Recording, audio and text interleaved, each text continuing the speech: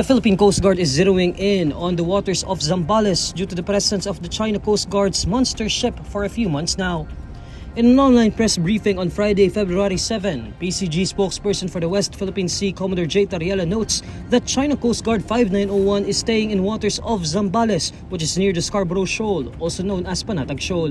Tariela says the arrival of China Coast Guard 5901 as close as 54 nautical miles last January 4 gave PCG a compelling reason to deploy its flagship vessel, BRP Teresa Magbanua.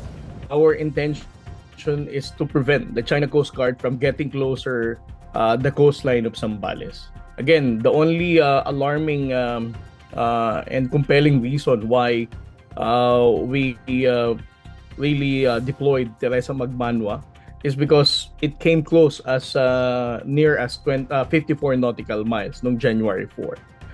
But again, the intention is for us to make sure that this China Coast Guard vessels, whether it's China Coast Guard 5901 or the monster ship or 3304, we have to make sure that it will no longer go near the coastline of Zambales or in Pangasinan.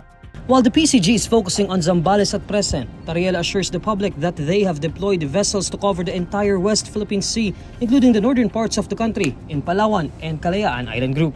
Spotted in the western section of the Philippine Exclusive Economic Zone since December 2024, China Coast Guard 5901 is considered to be the largest armed Coast Guard cutter in the world. China Coast Guard 5901 is 165 meters long and 22 meters wide, about 1.5 of an average football field, and weighs 12,000 tons. The PCG deployed its biggest ship, BRP Teresa Magbanua, a 97-meter multi-role response vessel to keep the monster ship at bay. While relatively near the Zambales coast, the monster ship is still outside the territorial waters of the country.